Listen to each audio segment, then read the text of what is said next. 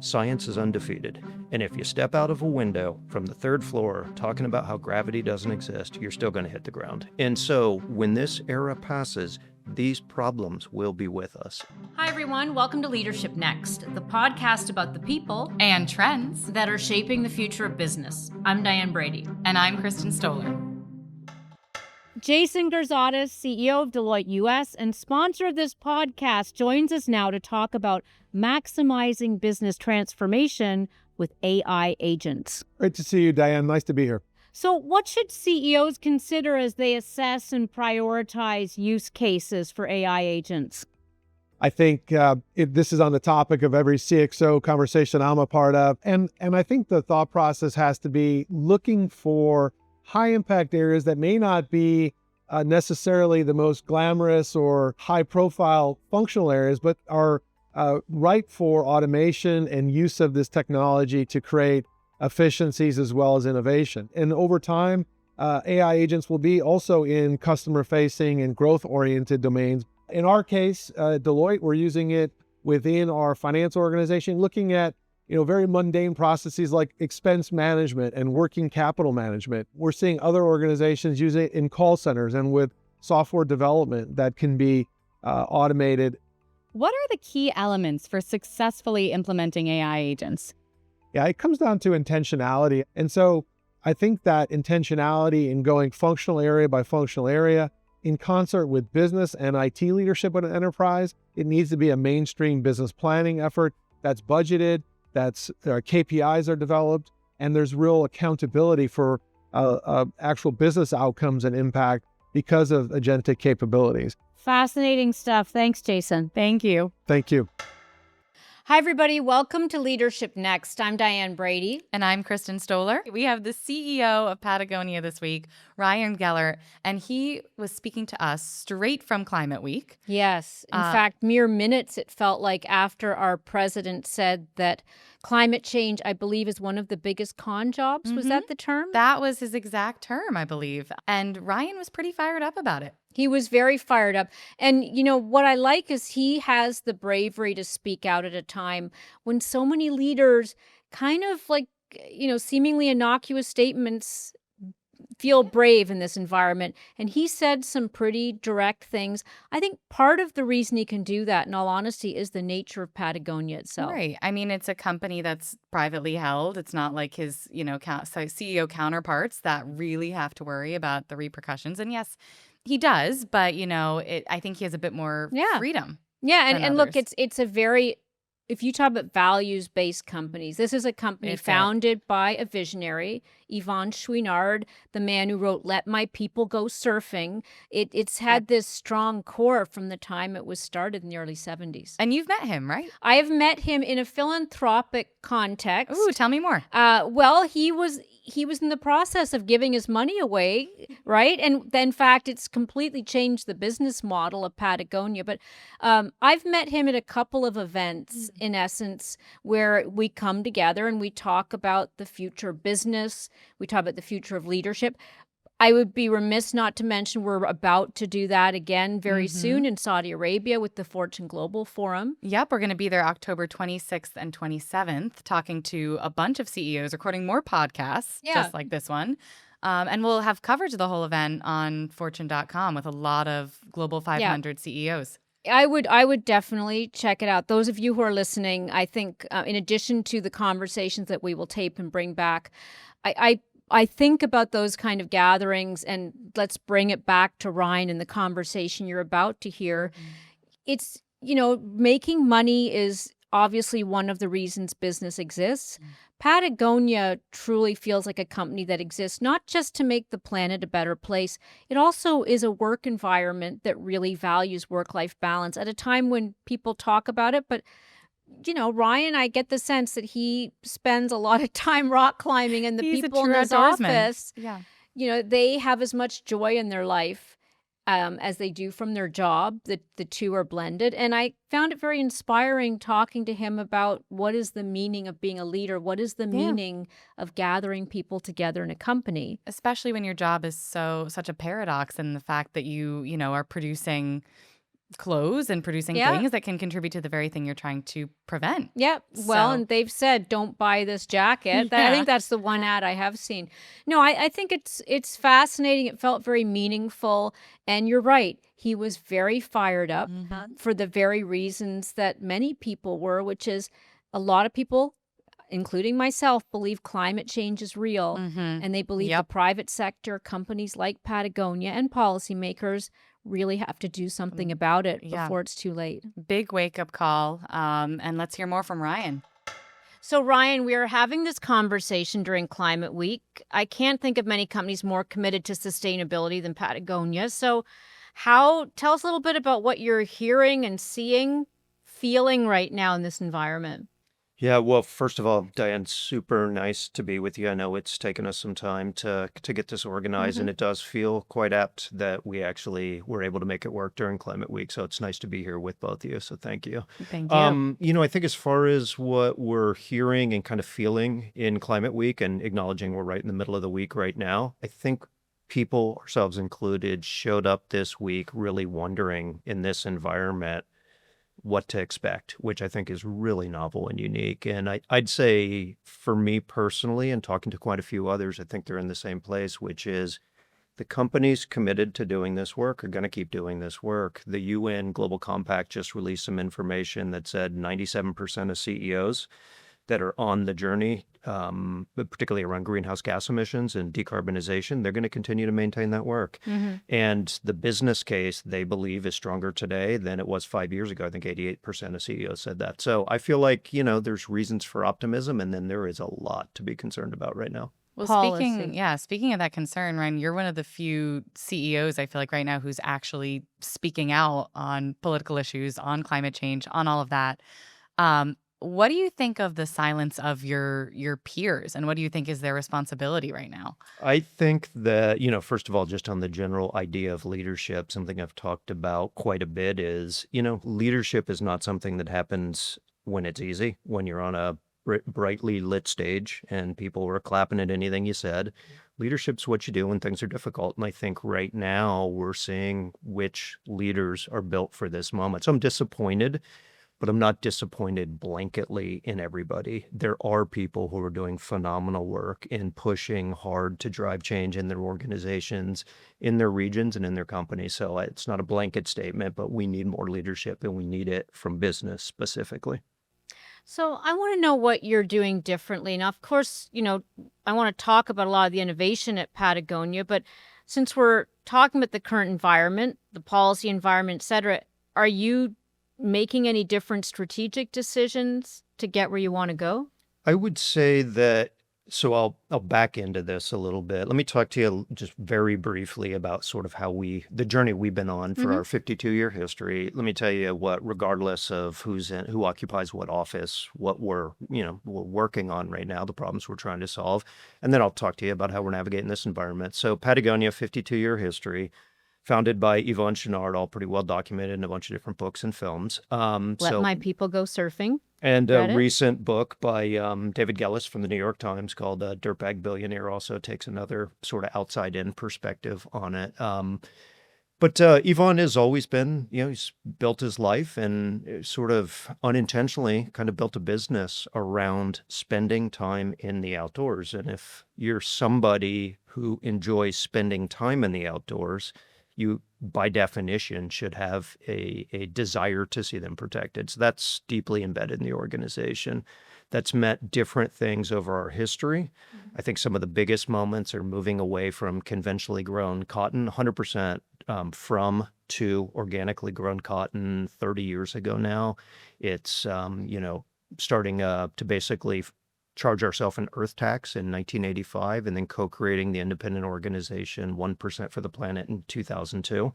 So a lot of different stories, a lot of different eco-innovation, open sourced to the industry. The reality is what we have found on this journey is the reward for solving a problem, whether it's getting away from conventional agriculture or cotton specifically or otherwise, is almost always an invitation to a bigger problem. And so where we have been on this journey is trying to really first understand our greenhouse gas emission footprint and then trying to figure out what can we do to minimize that, not just individually as Patagonia, but can we come at this a different way and try to scale solutions that go beyond just us? So that's really the work that we're most focused on right now. But as we do that work, we grandfather in all the things we've been doing before. And so our commitment to 1% for the planet, that continues. Our commitment to fair trade certification for the people in our supply chains, that continues, and. Okay. I think that something I hear from CEOs a lot who are, CEOs of public companies is they're like, oh, well, it's easy for private companies to kind of take these stances. But for me, I can't really take those risks. Yeah. What are you saying to people who are in that camp right now? I think two things can be true at the same time. One of those is we have a really unique founder and we've got really unique ownership, and that makes it easier for us than many others. And two is it's a simple excuse to say, well, because I lack that, I can't do anything.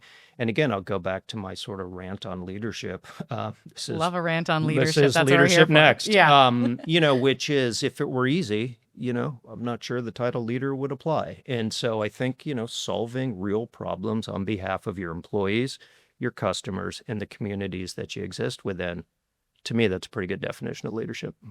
There was a lot of attention when the business model shifted. Talk a little bit about that. Did it make much difference on the front lines of running the company? I think in many ways it hasn't changed fundamentally what we exist to do and how we make decisions in the business. And then in other ways, it's had a profound impact. And I think the areas where it's had a profound impact, number one, just trying to grow into a new model with our employees and with our customers, where you don't look to the left and look to the right and say, I don't know, let's see how others do this. There are no others.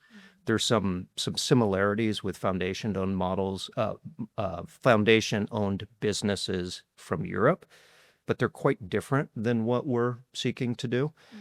So we're having to kind of pioneer this. Number two, I think with the advocacy we do, and particularly the financial piece of that, 1% for the planet, we've always really involved our employees. We have grants councils. They're very involved directly in where we give the money and the organizations that we support. The work that we're doing through Holdfast is quite different. A lot of it is land acquisition. A lot of it is large-scale land acquisition, and it's done in partnership with others. And so it makes it very difficult to kind of bring the employees along until these things are done. And so that's been kind of one of the learnings. I do think, though, on the positive side, employees are incredibly excited, invested, proud, and inspired to be a part of something when they can see the positive impact it's having in the world.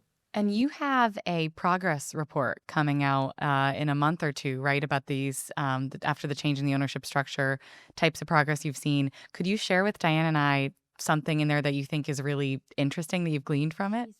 Yeah. I mean, I think there's a lot in there that's really interesting. Let me step back and kind of explain to you what we're trying to accomplish with this. So as I mentioned, 52-year history.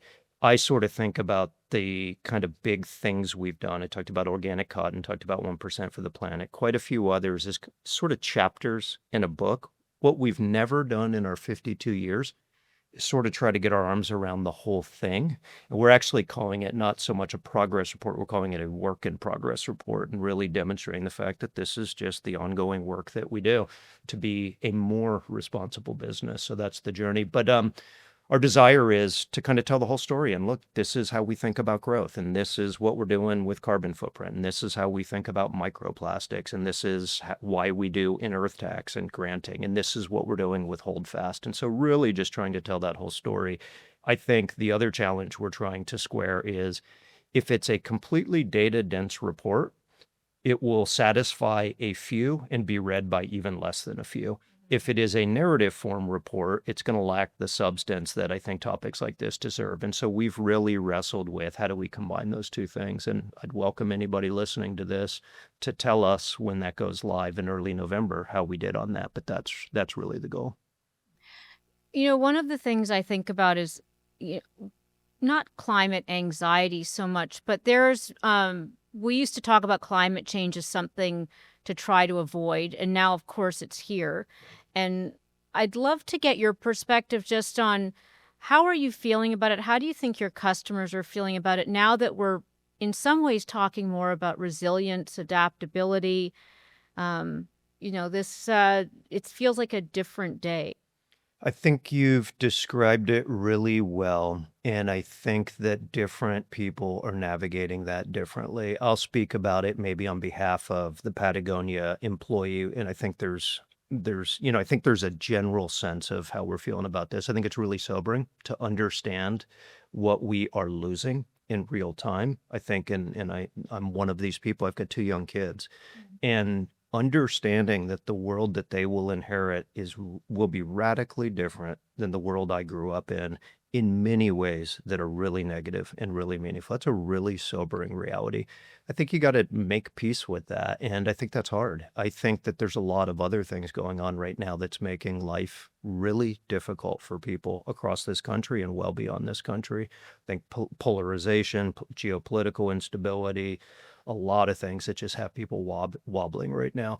I think on the topic of climate change and the narrative, I think people need optimism right now. They need solutions. And at the same time, I don't think we should be celebrating mediocrity. And I don't think we should be trying to simplify something beyond, You mean greenwashing? What do you mean celebrating mediocrity? I think, well, greenwashing is an element of that, but I think sometimes it's, oh, well, you're giving this thing a shot. Great. This is a really big problem. And if we're going to solve this, it's going to take government doing what governments in essence, we're built to do, which is realize big opportunities and solve big problems on behalf of all of us.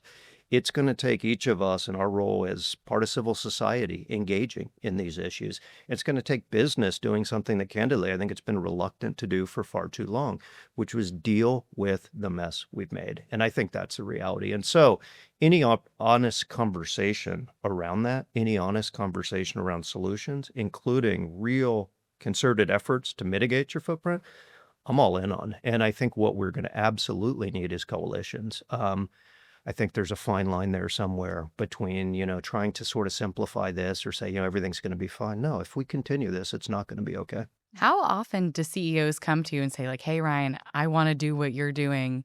Give me the playbook. Or does that never happen? No, I mean, we have.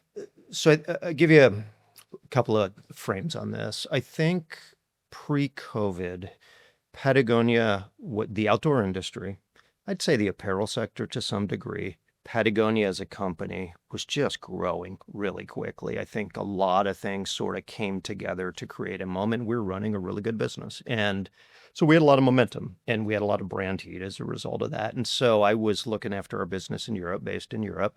And I would have a lot of CEOs and leaders of companies come in and say, hey, look, tell me how this works.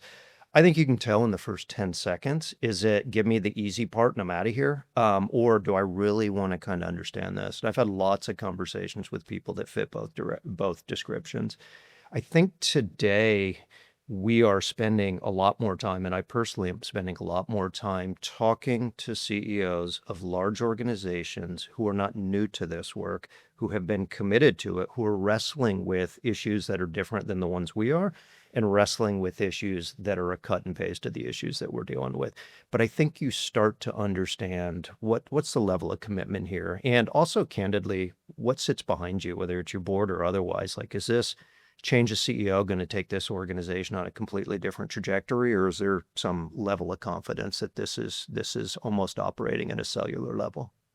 Do you have, I mean, I know it's hard to distill a playbook when every company's different, like every child, but are there particular elements or advice that you would give to people listening who do care about these issues? I mean, not everybody can be Patagonia, but sitting in the leadership chair, what would you tell them? I think understanding your footprint is number one, full stop. I think, in our business, and I think this is true of basically any company in the apparel or footwear space, all the bad stuff happens in your supply chain, and that doesn't make your partners in the supply chain the reason for the problem. That's just where the footprint is.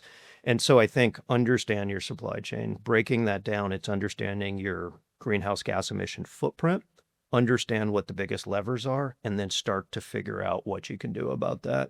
The work that we're trying to kind of get off the ground here on decarbonization is, 97% of our carbon footprint is the product that we make. It's not the facilities we run. It's not moving it around, transportation, otherwise. It's the product that we make. And a vast majority of that is at the mill level. So converting fiber into fabric. And we don't own any of those mills. They're all on the other side of the planet, and we're a small customer for all of them. And so you look at that problem and you say, okay, where are the opportunities for impact? And so the work we're trying to do, we're doing it in partnership with others, and we're doing it in partnership with our suppliers, is let's understand where your energy comes from. Let's understand how efficiently it moves within your facility. And let's understand if we can build a carbon insetting model. So the same basic ideas as offsetting, but within the supply chain that is trackable, that other companies can participate in to help provide the kind of financial resource that these suppliers, these mills need to make the transition. What good looks like is they move away from coal, and there's still a lot of coal at the mill level in supply chain around the world for apparel, and get electrified from renewables. So that's, sometimes 2-3 steps of pretty big systemic change. That's what's needed. That is possible, but it's a hell of a lot of work. Yeah. I think it's interesting that there's such a lot of things that are at odds here because, you want companies to obviously sell less to make more of an impact. But, you're a clothing company. You still want to be profitable. How do you square all of those thoughts going on in your head? Yeah, I think if I'm going to try to rephrase that a little bit, but you Yeah. tell me if I've got to the heart of it, because I feel like I get some version of that question a lot, which is, and I think you were very nice about it, but in essence is you're selling a bunch of stuff and yet you care, mission statement is we're in business to save our home planet. How do you square that circle? And Right. I think, first of all, start with this statement, as unpopular as it may sound to the leader of any business like ours. We are really proud of the product that we make. We engineer quality into our product. We do everything we can to minimize our footprint, and we do everything we can, and we spend a lot of money doing it on performance innovation. So we're really proud of the product we make. And the reality is that the vast majority of product that we sell, people want, people like, but they do not need to survive. And so that's as stark as I can make that statement. Oh, everybody needs a jacket. What I It's a little chilly in New York. Yeah. or a couple. But I think that what we believe, and when we went through the restructuring 3 years ago, I'll step back and say the first part of that process, the Chenards were not, this is what we want to do. The Chenards were more, these are the things we want to be true. And when we started that process, lots of ideas. We'd love this, we wouldn't like this. We really had to distill down to a couple of central truths, like a budget of 2 or 3, what must be true or cannot be true. And really what we came back to is they wanted Patagonia to continue to exist, imbued with the values that they had put into the business. They believe that it can be an example out there in the world, not of a perfect business, not of a sustainable business, but a more responsible business. Number 2, they wanted to cash flow the environment in much bigger ways right now. And so that was the model we put together. And so to come back to your question, I do believe what the world needs right now, more arguably than ever, is just examples of more responsible businesses. And so that's my answer to your question. We're not perfect. We wrestle with this a lot, including growth. We do a number of things to make sure that we're not pushing growth too aggressively. We very troubled by the role that social media plays in today's world. We opted out of any paid advertising with meta platforms 5 years ago. We haven't spent a dime there, and that's pretty fertile commercial ground, but we just opted out of it. So we do make those decisions. And at the same time, we're unapologetically a for-profit business. And, I think I described the dilemma of, a business that makes a lot of stuff. Yeah. Ryan, something about climate, sometimes I feel like Debbie Downer, wow. But I want to just say, my former colleague, Brad Wieners, I remember when he was going to Patagonia, I thought, of course you're going there. You're a guy who likes to climb cliffs. You go to Burning Man. It's kind of a fun place to work. And talk about that on a personal level. Where do you get the most joy out of your life? We'll presume kids. Yeah. That's a baseline. Yeah.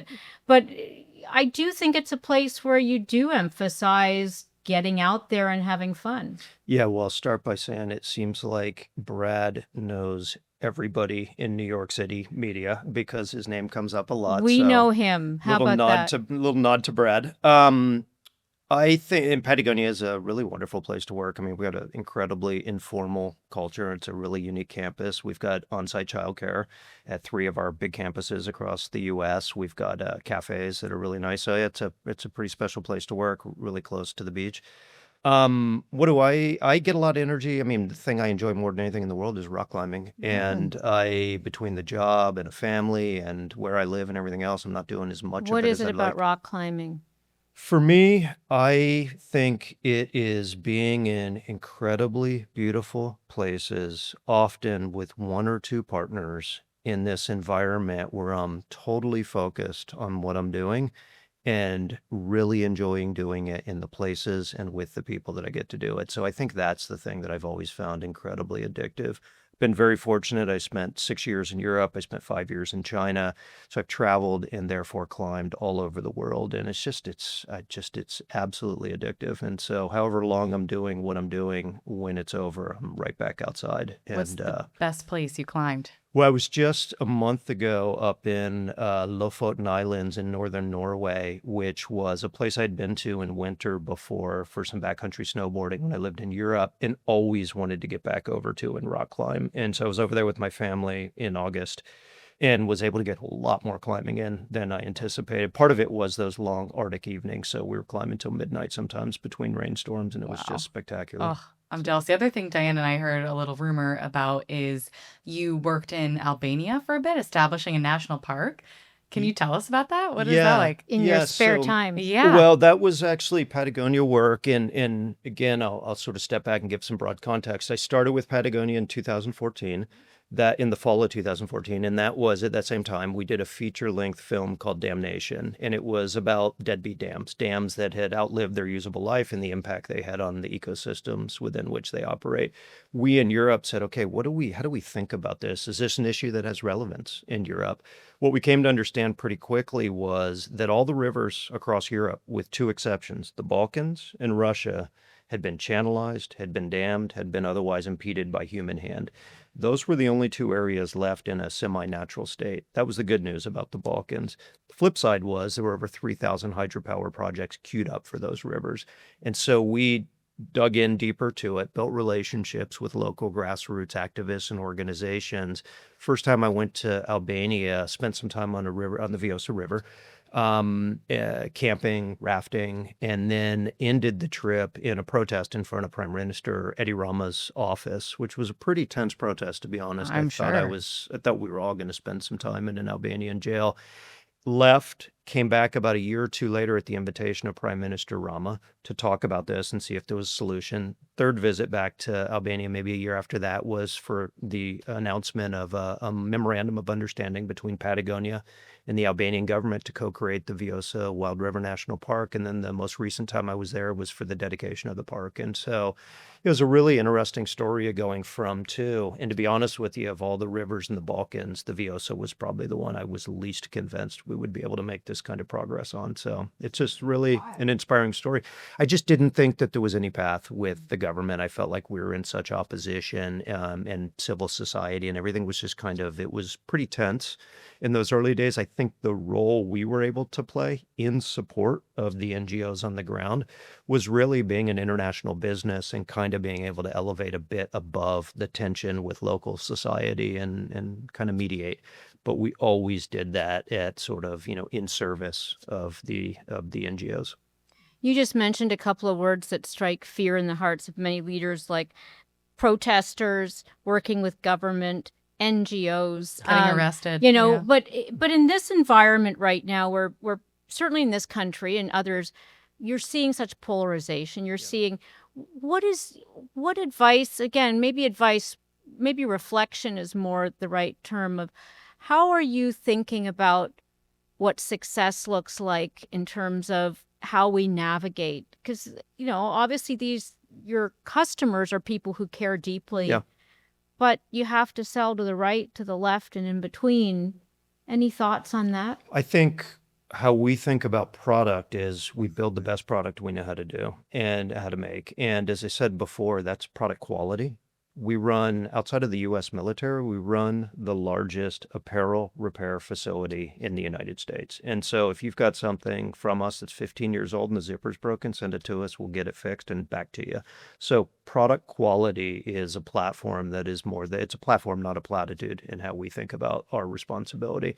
We have started a resale business. It's about a percentage of our total revenue, and I'd love to see it continue to scale and build. So quality is a huge part of it. Footprint, all the work we do to minimize it, and then performance innovation. And so I think that resonates with people across the political spectrum. I also understand that not everybody agrees with every position environmentally that we take. I think we've got to kind of vote our conscience. And I think what's really important is we do this and, we advocate on issues in service of our community. That includes our employees, that includes our customers, and it's broader than both. And that's what we center. That's what we exist to do. And our purpose statement is we're in business to save our home planet. Going forward, thinking about, obviously your work in Albania and the activism you did there, what type of activism would you like to see, you, your company, your employees take here in the U.S.? I wish that activism wasn't even sort of as needed as it feels like it is right now. I mean, it feels like everything's really dangerous right now, even talking about it. I feel like we're almost talking in code. And look, It's true. I'm Yeah. gonna break that for a minute, regardless of the stakes. I mean, we're sitting here today in New York City. A couple hours ago, across town at the UN, we had the President of the United States talking about 10 minutes on climate change as a hoax. I will tell you this.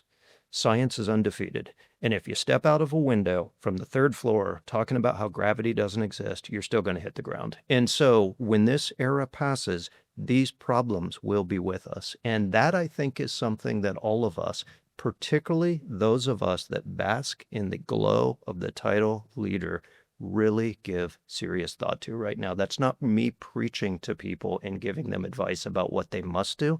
I think it's a real reflection of what all of us need to think about right now. It's a good point. I'd love to end on the thought of just, you get asked a lot of questions, including this week. Are there questions that you feel you wish you were asked more often, or that you think we're not asking enough right now? I think maybe, I'm not sure a particular question comes to mind, but I think what is often missing from the dialogue is a time horizon. And so I think thinking about solutions and what good looks like on like 10-year time horizons is really a needed posture right now. And it is so rare that I feel like I'm having a conversation with almost anybody that starts with that kind of perspective. And I think that's a real miss, again, on behalf of all of us. Agreed. Well, Ryan, thank you so much for joining us. We appreciate it. It's been great. Thank you both so much.